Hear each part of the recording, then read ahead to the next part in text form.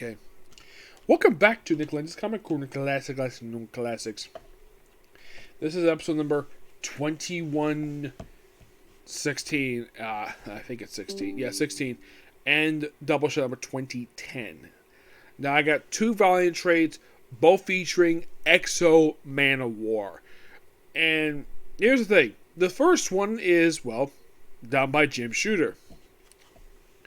We have from the Valiant Classic Collection, we have Exo Manowar Retaliation, which collects the first 9 issues, issue 0, and Exo Database number 1. This, of course, is from the original volume that started back in 1982. And if you're curious, how long did this volume last for, you might ask? 62 issues. Yes, which makes it the longest volume of the like 4 or 5 volumes released for X-Men War. The second longest is the Retribution run. Now, simply put, it's similar to what Retribution did, but Retribution basically did it sort of a remake in a modern setting. This basically is all 90s stuff. And because it's Valiant, like I mentioned before, they always had gorgeous covers. Now, here are your writers. Issue 0 is written by 2 writers, Bob Lane and Jorge Gonzalez. Jim Shooter does issues 1 through 3 and 5. Bob Layton does issues 4 through 9. Steve Eckelhart co-writes it with Jim Shooter for the first 4 issues. As a matter of fact, the 4th issue is just solo done by him. The penciler for issue 0 is done by Joe Quesada. Yes, Joe Quesada. We have Barry Windsor-Smith doing the layouts of issue 1. We have Mike Leakey does issues 5, 7, 9. Savalito does 2 through 3. Mike Manley does issue 4. The breakdown issue 6 is done by the late Steve Ditko. Yep. Also, Jim Hamill is one of the inkers of this book. He did issue 0. This cover here is done by Ivan Cooter. Yeah, that's one who that's actually the designer. What this cover is Steve Blackwell. The covers for the issues. Issue 0 is done by Joe Quesada, Jim Hamill, and John Capra. Issue 1 is done by Bob Layton. Issues 2 and 4, of course, Bob Layton also works on pretty much the first 2 issues, and actually works on the first 3 issues. Barry Windsor does with issues 2 and 4. Dave Lamper does issue 3 with him. Barry Windsor does solo-wise for issue 6. 5. 6, of course, is also by Layton. Mike Lickey. And here's some surprises for you. 7's cover is done by Frank Miller. Yes, Frank Miller. Issue 8 is done by Walt Simonson. Okay. Issue 9 is done by 3 artists, Mike Leakey, Tom Ritter, and Jorge Gonzalez. Of course, we have a gallery by the various artists in here. Now, issue 0, and here's the cover for issue. It is gorgeous. It is so freaking good. But mostly put for issue 0, which they mentioned is actually released after issue 18, but mostly put, this is Ark's backstory. It's they refer to it as Retribution. The story is called Retribution. This is the prologue to it. Yes, the prologue, where it establishes about the aliens who kidnapped Ark from when he was a goth. It's similar, and of course, it's a little more violent than it was presented in the Retribution run. But I enjoyed it. Really good. Does he get the armor? Yes, he does. And then, of course, basically issue 0. Now, by the way, his armor, you can see the cover. It does look similar to the reboot version of the armor, but they basically altered it a bit. Yes, there is some alterations. Also, when he takes out the armor, it doesn't like go into like a ball like it does in current day. It does something else. So, the armor is, simply put, basically, it's a piece of alien technology, just like it was in the reboot continuity. But they actually have the armor not go into a ball, just become separate, and just simply slapped onto him. It becomes the actual thing. So, and here's basically what the armor looks like when it's not on him. Yeah, that's what the armor looks like when it's not on him, which is interesting idea. We have mostly put Ark just trying to establish a modern day. Now, unlike in the reboot continuity, we actually brought people with him when he came back to Earth after being gone for 1,000 years. This one came back by himself. That's what was established in the original continuity. This, of course, is the original continuity. In the reboot continuity, he came back with a group of people. This one came back by himself. He also gets his own company here. He basically says a lot of stuff, basically similar stuff we see in the Retribution run, except that there's a little more business stuff in here than there was in the reboot stuff. But if you're interested about the early X-Men of War, I checked this book out. Book is really good. It is my second favorite character under the original Valiant line. My favorite character in the original Valiant line is Bloodshot. I love the Bloodshot work. I've read it, and I've heard the issues done by the original creator, Cameron Walkroof, I think that's how you pronounce the guy's name. Fantastic book. And there's been a couple different collections of it. I'm hoping to get a chance to get the hands on the classic collection, because that thing is a lot more cheaper than the original collection. Alright, next up we have, from Armor Diddy, we have Armor Wars. And yes, they did a sequel to this one just a few years ago. Of course, Armor Diddy wrote this one. And this actually is built upon something happening in the main X-Men of War book, where he basically fights off the aliens, alien hunters, who were hired by the various species who basically, took his armor. Now, here's a close look at the armor compared to, that's the armor currently how it is right now. And this is the original look. Color scheme-wise, it's very much the same, except that they took out the extra stuff on the front, and it's more basically very gooey. It's more liquid-based. So, this one basically has stuff you see a little bit later on in the Exo book, and also this book launched an actual ongoing series, Unity, done by Matt Knott, and it's an excellent crossover event. And I think it was the first, or I think it was the second or third crossover Valiant ever did under the current continuity. And by the way, I forgot to mention this too when it comes to this one.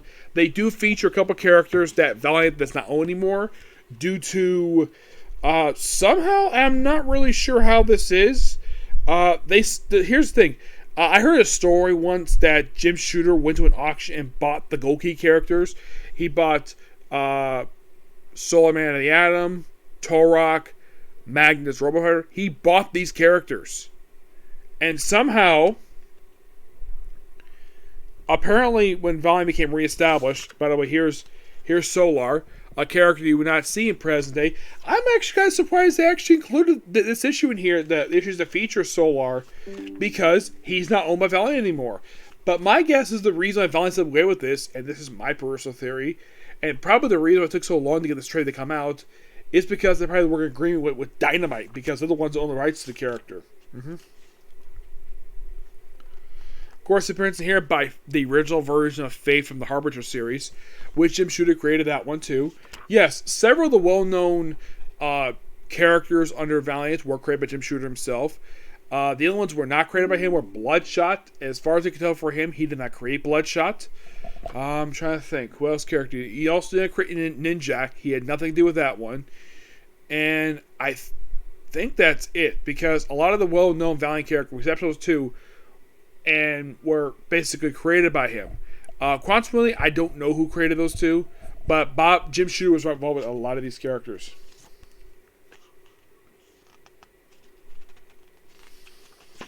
Though he's not the only one. During the Unity crossover, of course, they included 2 issues of the Unity crossover in this book, just like did Ninjak. If you're curious, what parts they include, you might ask. Well, at least they waited a while before they actually established, basically had the book, they actually, unlike in the case of Ninjak, or basically 3 or 4 issues in, okay, here it is. Here's chapter 5. I think it was 14, I think it was. Yes. Now, I'm going to show you off a character who appears in this book, who, here's the thing about him. First we have, okay, this guy here, that is Rai. That's the original version of Rai from the original continuity. You're thinking, okay, that's interesting. Who's the guy in the skirt, you might ask? That is Magnus Robot Fighter. Yep. Another character who Jim Shooter purchased, and his book also lasted for 60 issues. No joke, it seriously did. His book, Exo, Solar's did too. I think about 3 books all together lasted for 60 issues. Bloodshot lasted for 40 issues. Rise lasted for a little, I think it was 33 issues his book lasted for. Harbinger, I think that lasted for about 30 issues. Archer and Armstrong, which are not featured in this book, And their book lasted for 24 issues exactly. I think Jim Shue was one of those two, if I'm not mistaken. I'm going to show us Jim Shue when I see him next month. But yeah, Magnus Robot Fighter. Yes. Of course, we also included in here not only Chapter 5, but also Chapter 13. Yep. And those 2 of your issues, it would be something if Valiant could release the original crossover all in one trade.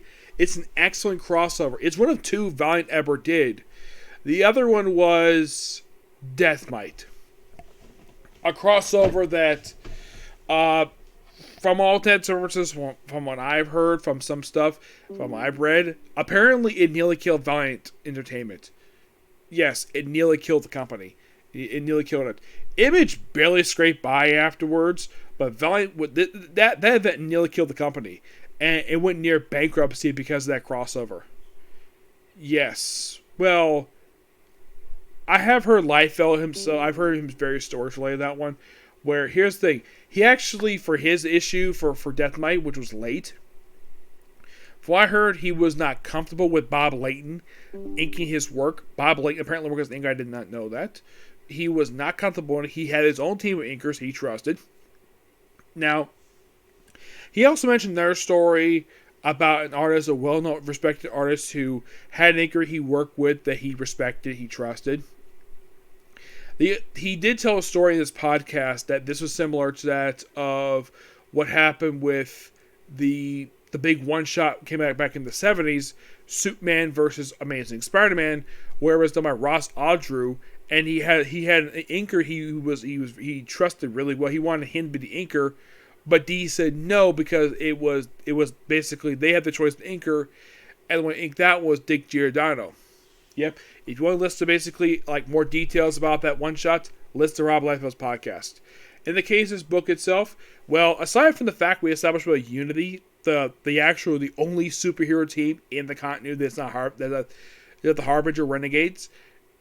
Well, this book basically also established Gate, a agency that, as far as I can tell, is still active.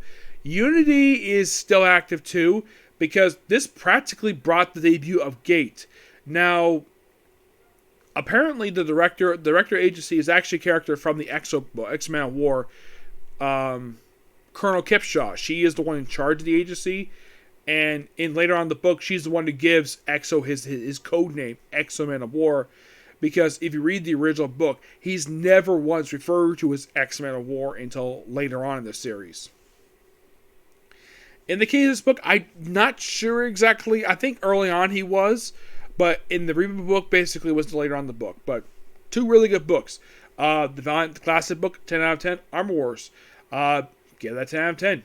Really good book. Okay? So yeah, that's a particular view. Next up, and this weapon gets getting kind of late. I'm going to try to get this done right now. Is Around Turn Girls Dungeon. Okay? Next view. Bye.